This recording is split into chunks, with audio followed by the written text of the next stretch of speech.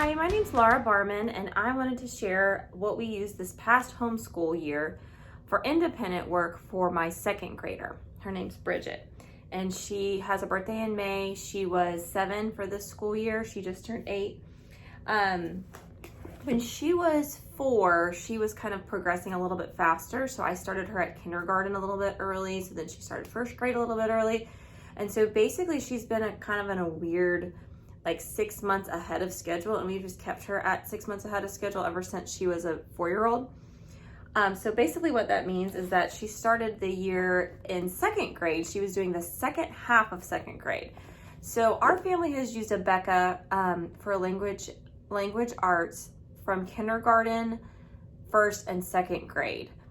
With my oldest, I used it for a third grade too. So that's kind of our family background. So she was finishing up at the beginning of the year. She finished up phonics and language 2 with Abeka, and I have the teacher guide. So I just do the lesson plans in here, and I do not do all of the lesson plans. I would look at the lesson plans and definitely do the phonics and language ones, and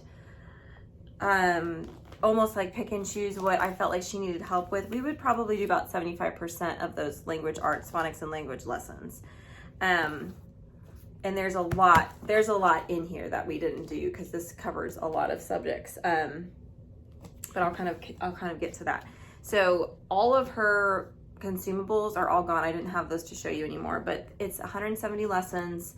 And I started her every day just with one lesson. It's front and back on her clipboard that she could do mostly independently.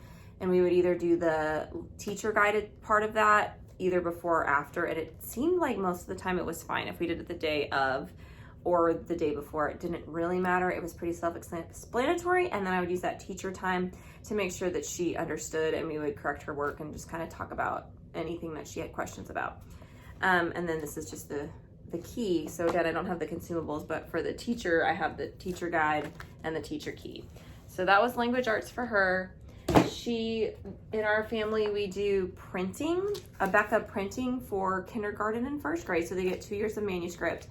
And then for second grade, when they're ready to start cursive, I normally do cursive level 1. And so this is the first grade Abeka cursive. And that's just because, the size of the work pages differs. So in level 1, it's actually like a little bit easier because there's a little bit more space for them to write on. I don't know if you can see that. That's a test. I feel like Abeka is really great for handwriting. And then at the end of the year, they're doing harder stuff for sure, like copying. I mean, the tests are copying. At the beginning of the year, which I've already ripped out, it's more like tracing, and it's not all just copy work. So it does start a little bit easier. So she is halfway through this, and she'll continue that for third grade. And then when she's done with that, we'll continue on with writing with phonics level 2, which technically is second grade, but in Abeka, it's a lot harder. Like the little sentences or the little spaces that they have them write is more advanced. So I just kind of, if you can see that, I kind of feel like this is more set up for like a third grade level than a second grade level. That's just my personal opinion.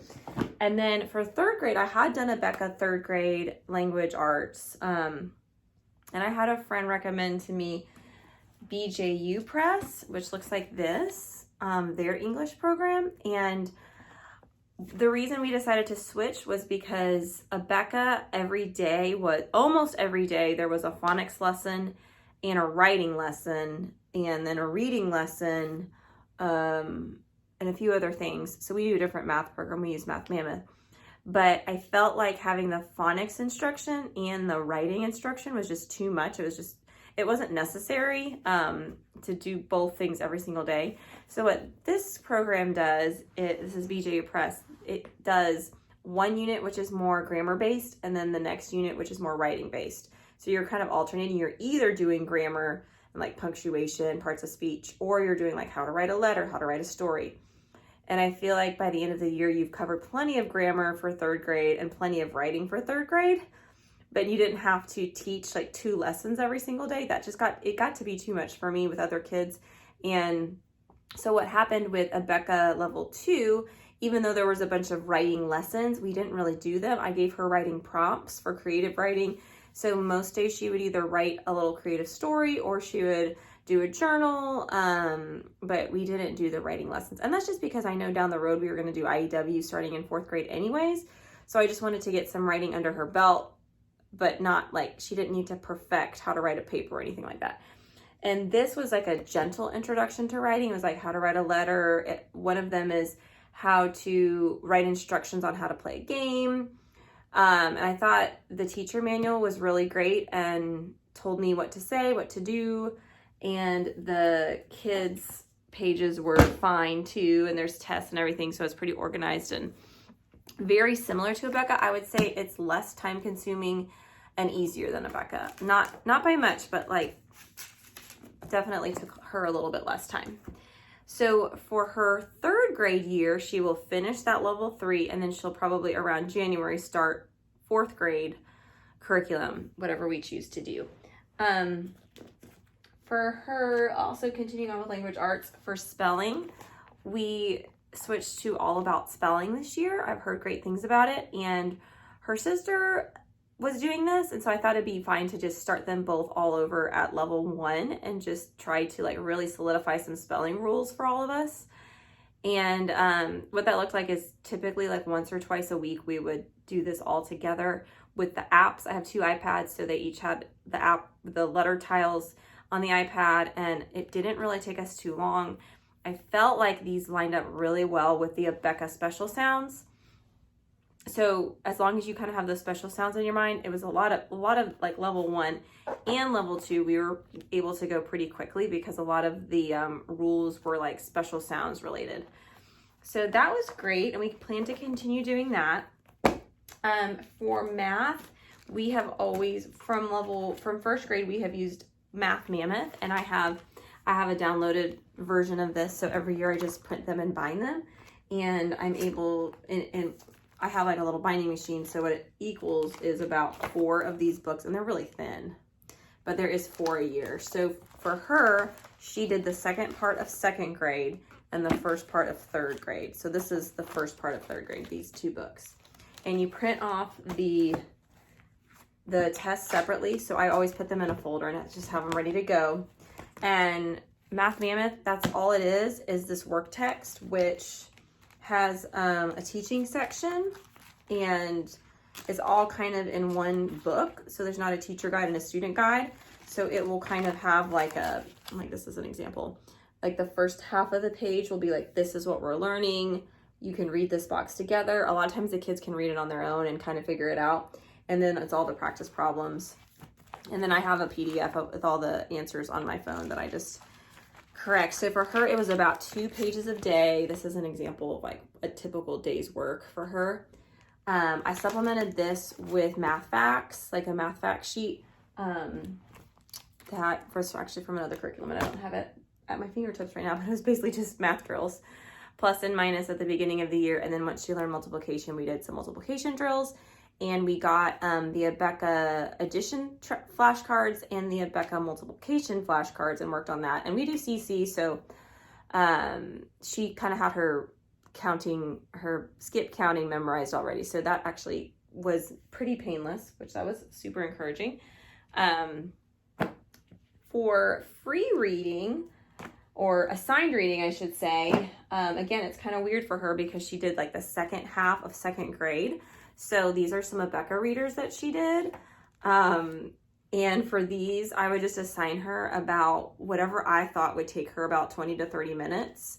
It was about 20 pages a day, maybe 15 to 20 pages a day.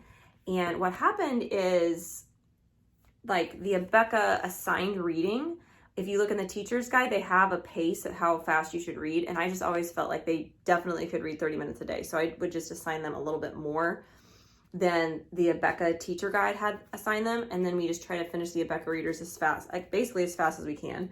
So she did those, and then she did the first half of 3rd grade, which are these readers. And these are great. Like this is Swiss Family Robinson. A lot of these are story collections, and there's like poetry in there.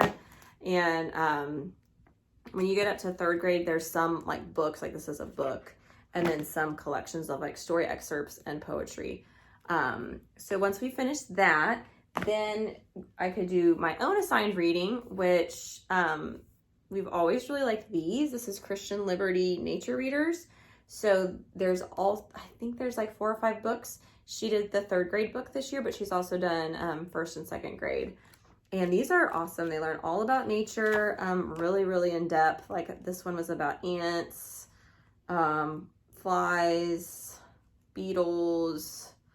So it's really good if you're into nature study because your kids will know more than you do about all these things. And then at the end of each chapter, there are questions, comprehension questions. And so I would just kind of ask her these questions if I had a chance about half the time. And she would either know it or not. And I could kind of, since I was holding the book, I could kind of figure out the answers, even though there wasn't an answer key. I also assign my kids to read out of Abeka textbooks, even though we don't do the tests and I don't really teach it formally, but she is my 2nd or my 3rd grader. She's going to be a 3rd grader. She was technically a 2nd grader. She's a really good reader. So I just had her read this, and I would assign like 5 to 10 pages every day of like textbooks. So again, it took her, I don't know, maybe 20 minutes a day to read this, maybe not even that much. And then she read the science book. I'll give you an idea of how many words are on a page. I just feel like it covers a big variety of topics, and there's tons of pictures. They learn a lot. And then it kind of, even though this wasn't what we did as a family, we did the Good and the Beautiful science as a family. It kind of reinforces what we do as a family. And then I really love how they have this health, safety, and manners. It talks about like healthy eating, just things that, like car safety, things that they really need to be reminded of on a consistent basis, but I don't always have time to review all these things, so I figured it's great for them to review it on their own. And then she finished these probably like before the year was over. We then did kind of a literature study together with her older sister, and it's called Drawn into the Heart of Reading by Heart of Dakota. And she takes different genres: historical fiction, biography, mystery, nonfiction, realistic fiction, adventure, fantasy, folk tales, and humor. And there's a unit for each one of these, except you pick whatever genre. Like the genre that we did was fantasy, and it's a unit study thing for fantasy, and you pick the fantasy book that you want to read. So you do the lesson plans from here, and you can do it with a variety of levels. And then you use this, well, what I used was the sample book ideas, and she has it divided by genre. So I just would go to the fantasy genre and then look at the grade levels that I had and picked those books. So the books that I picked for Bridget this year was Cricket in Times Square. I am trying to think what genre that was.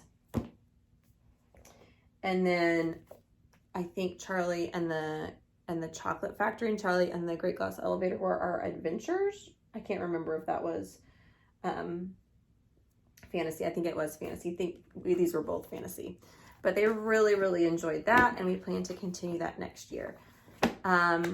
Every day for my 2nd grader who I'm talking about, she had a clipboard on the table that had her language arts in there. She had a handwriting page. She had her math drill.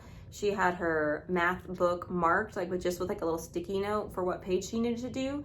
And I would circle the page number that she needed to do. And then I would have I use a lot of sticky notes. I'd put sticky notes in the page, on the pages of these books, her chapter book that she needed to read, and her textbook that she needed to read.